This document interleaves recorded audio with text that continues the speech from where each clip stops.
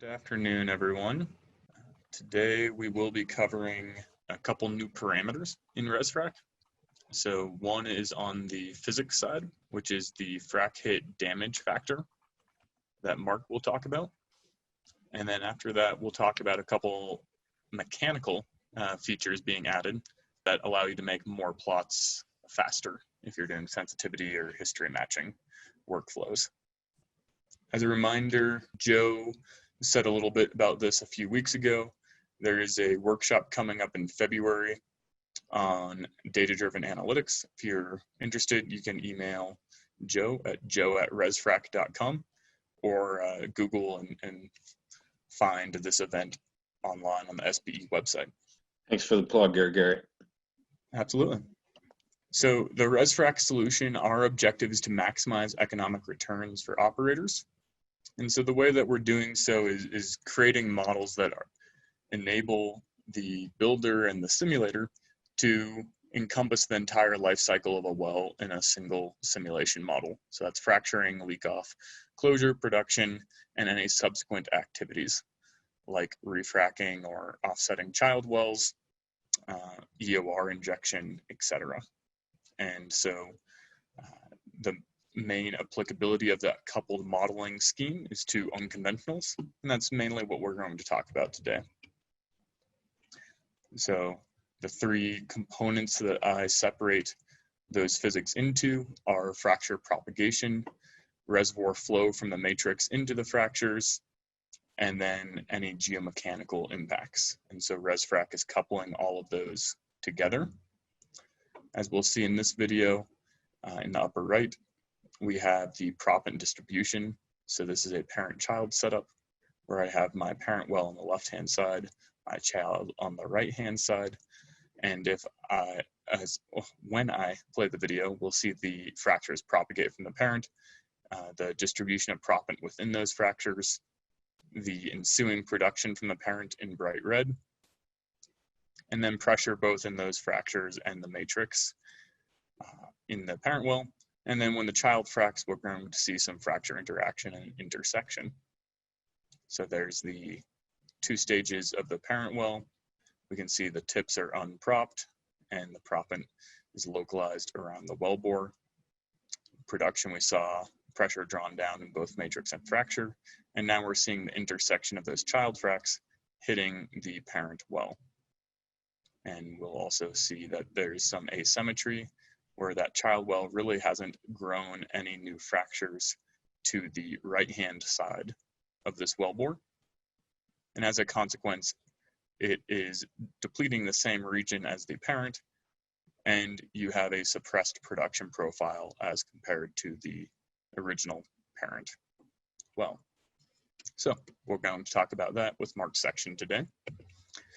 But before we get there, a reminder that we both license the software annually and provide consulting services, and very often a combination of the two.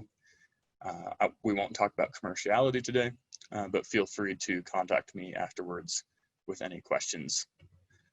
And so I'm going to turn it over to Mark to talk about the new frac hit damage factor, which we have a breadth of experience across multiple plays at this point, spanning from Montney down to the Vaca Muerta. And the parent-child conundrum is hard because it's not consistent in each play. And so that is the origination of this parameter that we have been added recently. Okay, thank you, Garrett. I will go ahead and share my screen. What I am going to do quickly today is talk through this new parameter we've put in for a frac hit damage factor. So first I want to introduce the problem that we're trying to address. This is a very helpful figure that shows the impact of frac hits from the child well on production at the parent well. And what I like about this figure is how variable it is. So if you look at the Bakken, it is, if anything, very often positive. It's more likely to be a positive impact than a negative impact when the child well hits the parent well. When we look at the Woodford or the Niobrara, we see overwhelmingly negative impacts, and then Eagle Ford is somewhere in the middle. What's different here I don't know for sure. I think there's a variety of different possible explanations. It may be related to the difference between oil and gas. It may be related to chemical effects. It may be related to maybe the capillary pressure effects. I don't think that enough work has been done in the literature that I'm persuaded that we understand what's different. But it definitely does appear that there's something qualitatively very different about the impact of frac hits on parent wells in different formations. So why do frac hits hurt parent well production? We don't really know, but the obvious one would be direct production competition. So here is an example of this.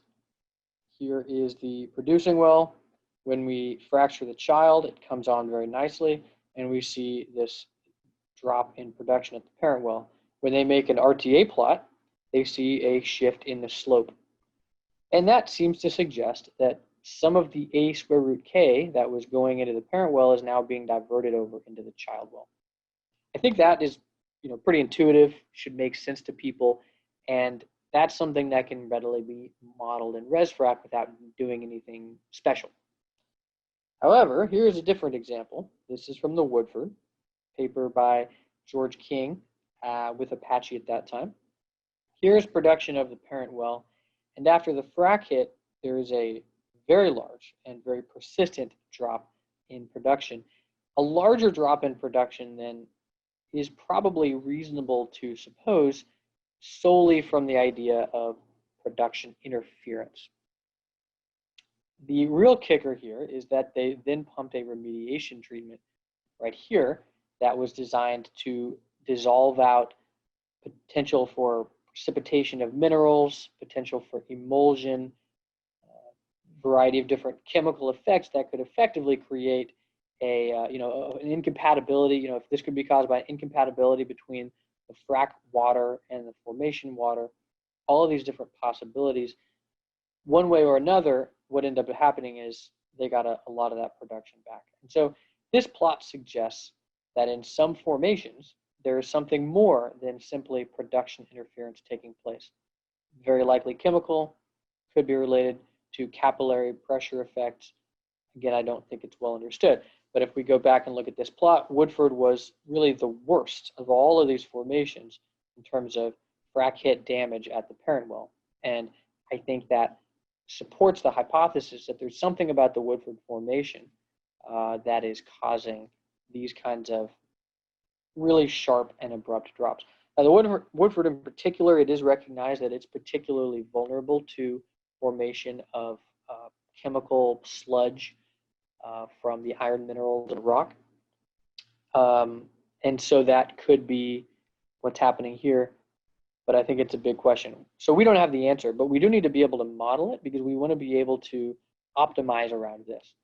So going to the pragmatic approach we would sometimes take with ResFrac, if we are trying to model a parent-child scenario and we know that the parent well appears to be experiencing some supplementary loss of production above and beyond what we would expect from production interference, then we want to have some way of bringing in this kind of damage. And because we don't have a very solid understanding of what's causing it, we want to be able to simply tune it to production data and then use that tuned model to optimize and make future decisions. So we don't have to have a complete understanding of why things happen in order to optimize. It would certainly help if we understood why, and I think it's a great research area, but in lieu of that, at least we want to capture the process in our model. So I implemented something called, very simply, a frac hit damage factor. And let me actually get out a different document to explain it. Here's the equation. The idea is that we're going to model this damage as a skin. It's like a filter cake, basically. In fact, it's modeled very similarly to how ResFrac models a filter cake. So it assumes that there is a thin layer of lower permeability rock lining either side of the fracture in the formation. And so in order for fluid to flow into the fracture, it has to flow through this thin layer of extra low permeability. And the way it's literally modeled is as a thickness weighted harmonic average. So that's exactly how you would model flow in series through different permeabilities, and that's how a filter cake would be modeled. And it is assumed to be a region with permeability equal to 1% of the original matrix permeability. So again, it's representing a couple of different possibilities. Number one is that when fluid leaks off into heavily depleted rock, there is a stronger capillary trapping pressure than normal, and it has the potential to obstruct flow. The second possibility is that we're modeling some kind of chemical effect that's creating a sludge and is occluding production in these fractures. Either way, that's how we're going to model it, as a thin layer of very low permeability rock lining the fractures. Now that we know how we're going to model it, we need to decide how to grow it, how to make it. And so here's the completely heuristic, practical equation. So if once pressure has dropped by 25% in the matrix element, so if the matrix pressure started at 4,000, it would have to go below 3,000 in order for this frac hit damage to start happening. And when water leaks off into an element that is depleted, and that allows it to create damage. So that's exactly what happens during a frac hit. So for example, this is a very simple scenario. In fact, let me pull it up in the builder here. Here we go. So in this scenario, it's one stage. I have a well above and below. First, I fracture and produce the upper well. And then after a bit over a year, I fracture and then produce the second well. And so when we fracture into that first well, let's see, I'll go back to during the fracturing treatment. And then I show water saturation. That'll make it easy to see it.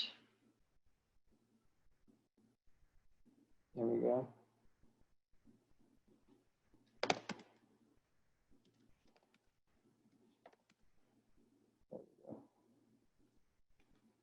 In the bottom right, we can see the distribution of gas saturation in these fractures as we're producing. And what we'll do next here, we've started to inject into that lower well. And there you can see the water sweeping into these fractures and starting to displace out some of the hydrocarbon. And so that's the frac hit happening. And that water is now flowing into matrix and to fractures that are surrounded by a matrix that has lower pressure. So if I go maybe to here, I'll show pressure. Let's see, I will, with this, I turn on the matrix, make a slice.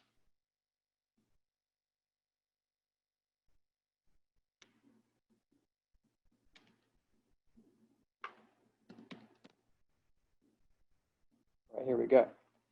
We can see that these upper fractures have been depleting the matrix, and so when fluid is now flowing into those fractures and leaking off, you have fluid leaking off into depleted matrix elements. And that is what creates this damage factor to develop. So if I click through time here, if we look in the upper right, that's the thickness of the damage zone that's forming.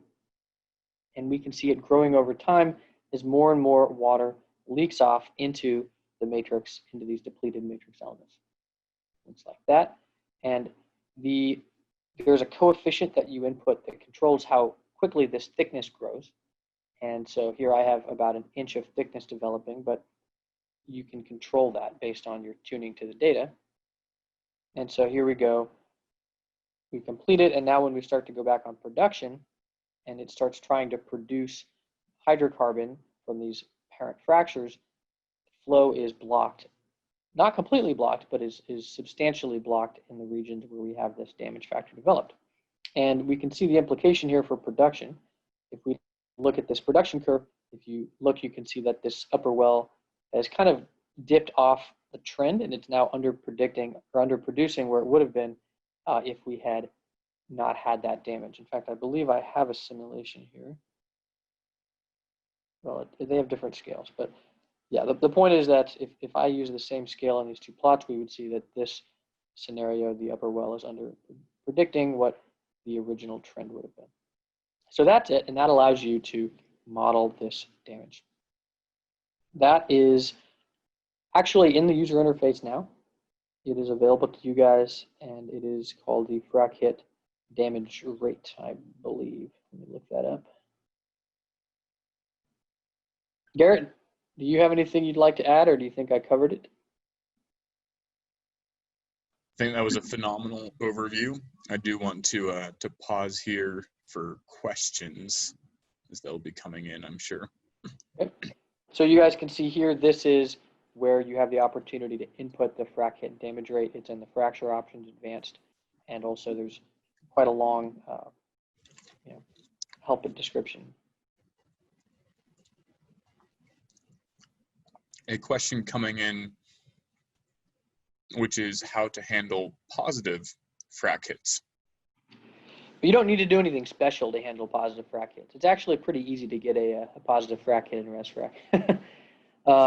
In fact, here's a nice lead into the paper that we have at ATCE, which we co-authored, Garrett and I co-authored with Craig Cipolla with Hess, and it's looking at a Bakken well where they did in fact see a positive frac hit. And I'll just go ahead and pull up this paper, which is already accepted for the conference. Let's see. Oh, that's not it. Oh boy. Sorry. There we go. In this scenario, they had a parent well that was a lateral that had been producing for 10 years.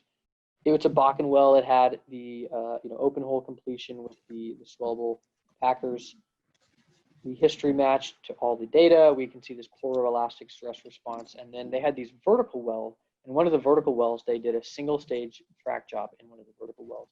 And they observed in microseismic that the fracture grew all the way over and hit the parent well. So this is an image of what that fracture looked like after a defit. And then later, here's an image of what that fracture looked like after the frac job.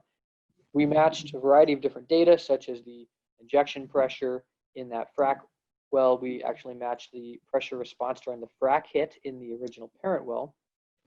And then, coming down here, this is a plot of production before and after the frac hit. And what we see is that the parent well about doubled production after the frac hit from that child well.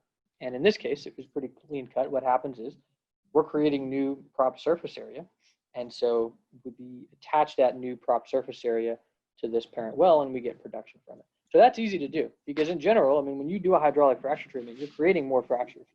And so if those new fractures access new rock and they propagate over to the parent well, it is possible that the parent well is stealing from the child well and it's actually going to help the parent well. So it's not hard to simulate that in ResFrac. It's, without doing anything special. It just depends on whether, the production interference matters more than the accessing of new rock. This damage factors is for the more challenging case where you have these really kind of anomalously severe drops in production like we see in this example. So then there's a second question here that, if I'm reading correctly, is about the 25% pressure reduction threshold. And so a hypothetical, during a frac hit, pressure then increases. So what if the pressure were to increase above that 25% depletion? Does that mean that this damage factor is no longer going to be building on the walls of the fracture? Yeah, I suppose so. The only issue there would be that if that much water has leaked off, then it would have already formed a lot of damage by that point. And maybe that is reasonable. I mean, maybe there is kind of a limiting point to how much the damage can actually form. The way it's actually implemented in the code is I want to avoid any potential for mesh dependency. So I'm sure you guys are aware that there's this 1D submesh method. This particular example we're looking at here, there's quite a lot of matrix elements between each fracture, but we don't always have that much resolution. And so actually what it does is it doesn't literally use the pressure of the matrix element. It looks at the 1D submesh method and it takes the pressure that's a few feet from the fracture. So that's what it's literally doing. And that's a way of just avoiding a mesh effect from that depending on the depletion of the overall matrix element. But yeah, I mean, I think like you said, that is theoretically possible. I just think for that to happen, it would involve enough leak off that you would have formed plenty of damage at that point. Great. So you would be building damage up until that threshold is reached, and then it will just plateau. That's right. And you will also notice that the way this equation is designed, the more depleted the well is, the more rapidly the damage is going to form. So I suppose you could say that as that pressure in the matrix element builds up more and more, the rate of the damage is decreasing. In fact, for that matter, the rate of leak off will also be decreasing. So it's nonlinear. No new questions in the chat right now. So, oh, wait. Oh, no, spoke too soon. A whole flurry came in. Okay, so then a question on mitigation strategies that operators are employing. Okay. So maybe talk through a couple hypotheticals of shutting in or injecting into the parent well. Oh yeah, and sure. And how that might impact that damage factor. Yeah, sure. I think that, well, it's a great question. I mean, I think that when you inject into these parent wells, you are not really going to prevent the frac hit exactly, because when you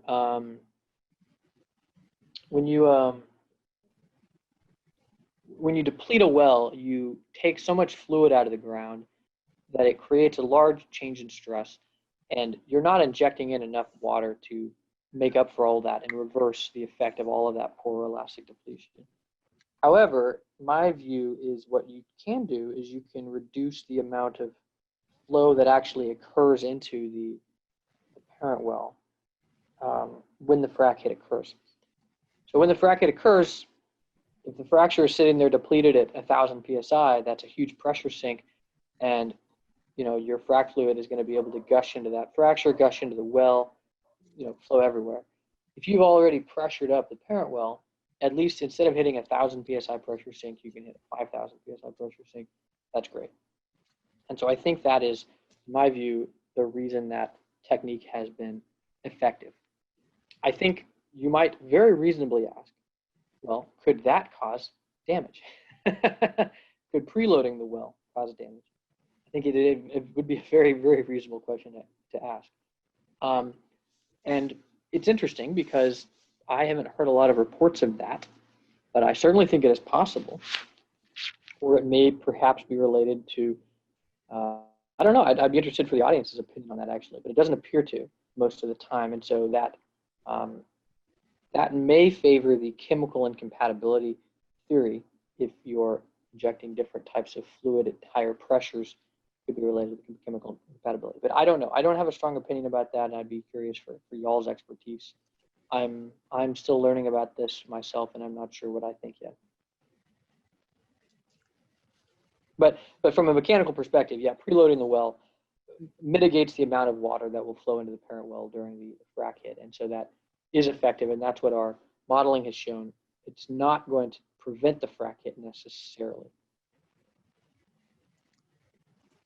And so then carrying through to that frac hit damage factor, that damage factor is being calculated by fluid from another well hitting and flowing into that parent fracture, right? So if you pre-pumped in a ResFrac simulation, if you pumped back into the parent, that damage factor would not be activated through that action. Is that correct? Well, it's an interesting concept, but at present, no, I haven't explained any mechanism by which that would take place. So right now, pumping back into the parent with this current setup, if you chose to turn it on, would create damage. If we wanted to create a situation where we differentiated, we definitely do that. It would be a small tweak to this, but that's the kind of thing we, would work out as we work through an actual real problem if that was what we were finding in this case. Okay. So this is a new thing. Haven't added in that nuance yet, but certainly I could imagine doing that. Great.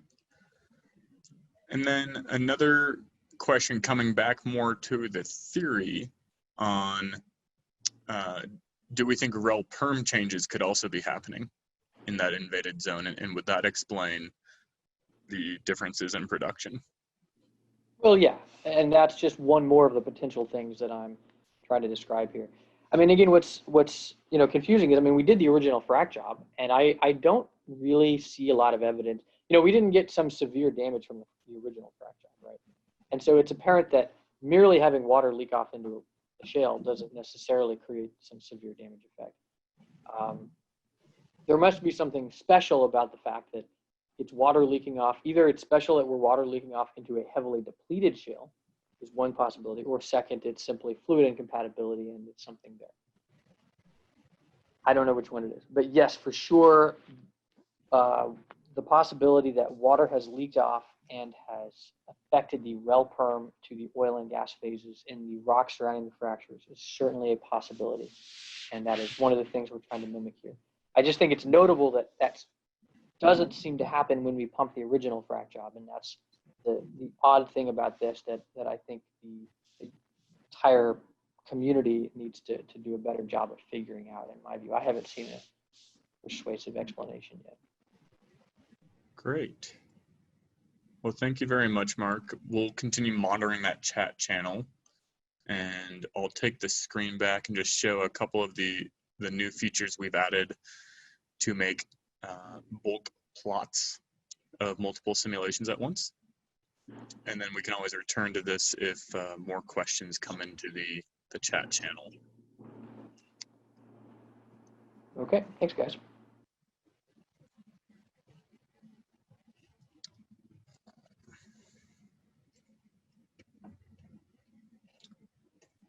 I can't orient myself here.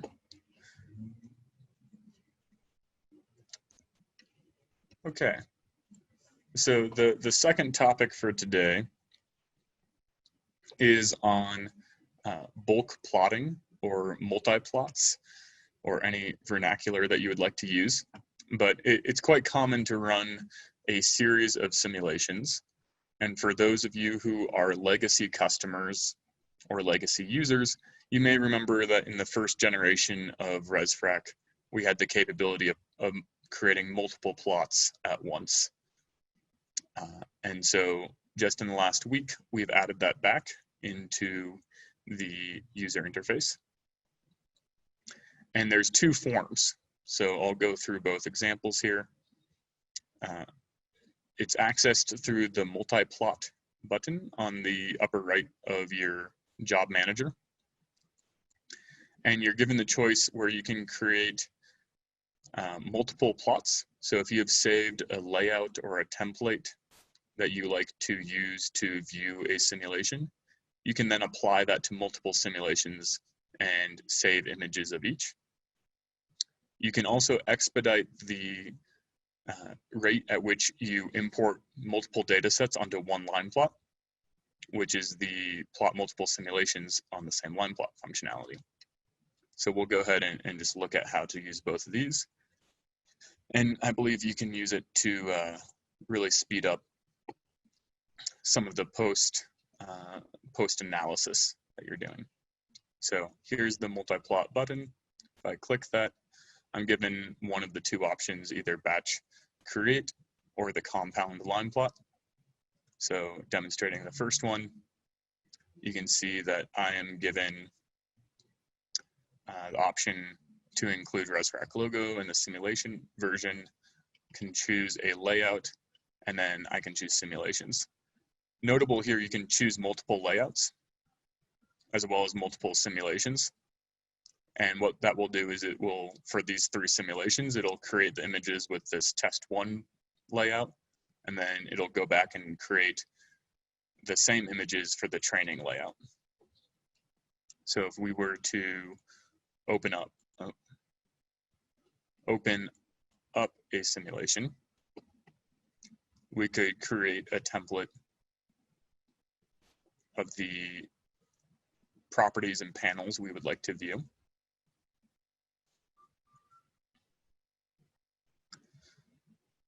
So I might reorient my camera, stretch the image, take a matrix slice,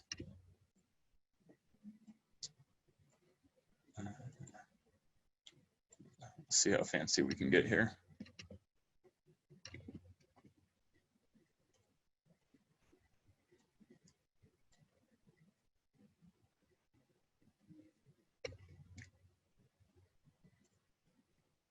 Oh, wrong way.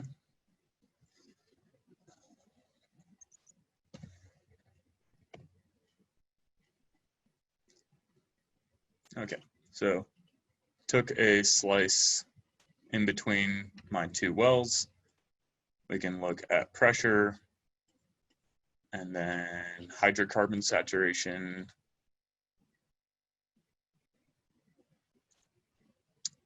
And then maybe in this bottom panel, we'll remove and just look at the proppant.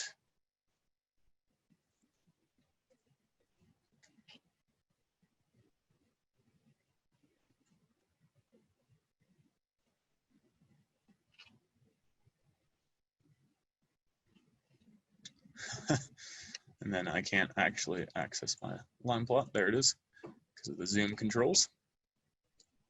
But then we could add the properties that we're interested in. So here we go. This is the oil production of both of my wells. And I can plot that. So if I come here and save as office hours layout,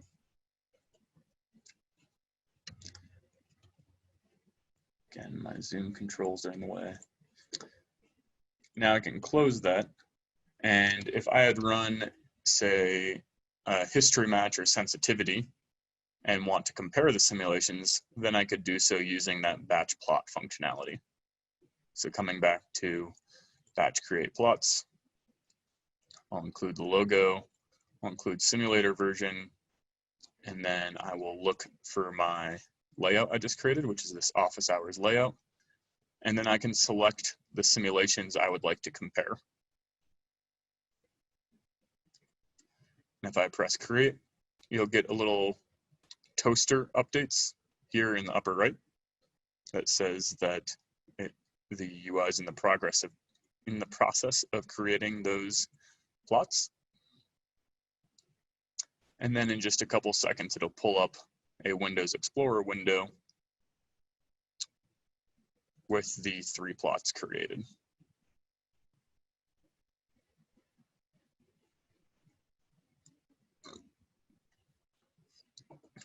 While we wait for that to complete, we can also start on the second mode, which is the compound line plot.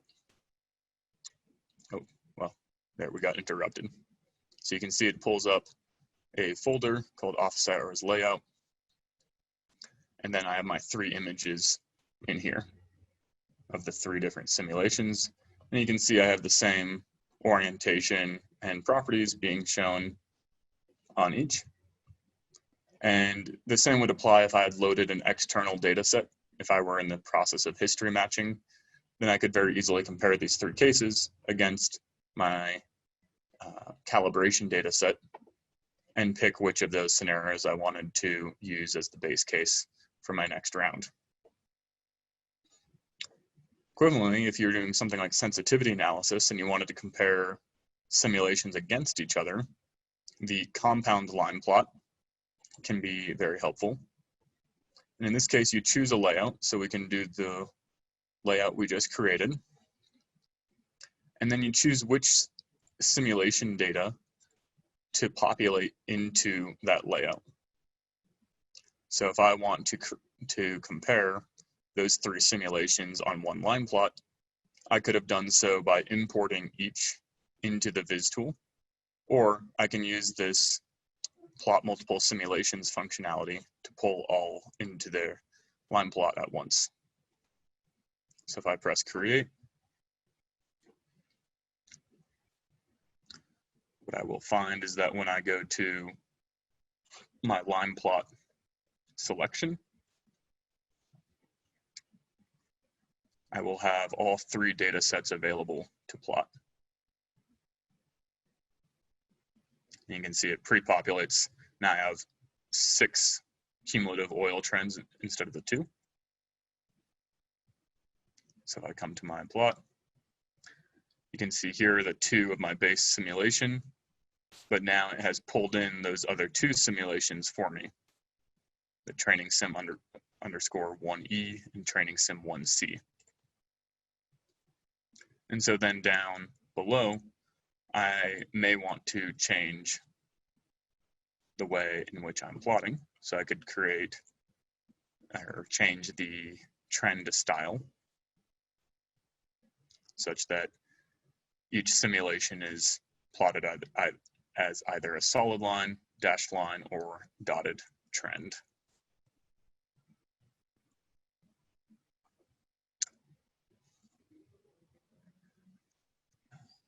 Okay, so I see one question coming in, which is good timing because I was going to invite questions. If you have any questions on this, please submit them and we will try to demonstrate or show, as well as any questions with the Frac Hit damage factor. And the question coming into the channel now is, have we worked on any other types of plots, like box plots or histograms or anything else? And not currently. So that's a good idea, and I'm sure it's on our development roadmap, but probably not in the near future on those.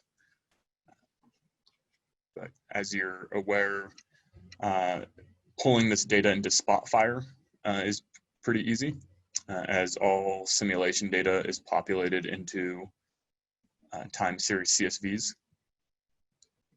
So if you go into the File Explorer, the underlying file structure where the simulation is stored, come into the results folder, the SimTrack file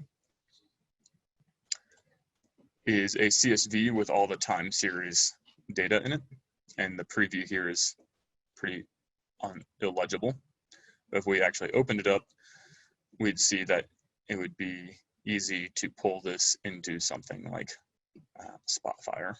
But certainly down the road, we would like to expand that capability just to streamline your workflows. Okay, looks like the chat channel is silent. Not seeing any coffee cups or hands in the participant window. So we will convene again on August 25th. And I think we'll talk about proppant or perforation erosion at that point, and ways to tune and modify that. In the meantime, though, feel free to email us any questions, give us ideas on what to cover, and what would be most helpful for you all to hear about. Thank you for joining, and look forward to seeing, I would say faces, but look forward to seeing all your names on the participant list in 2 weeks.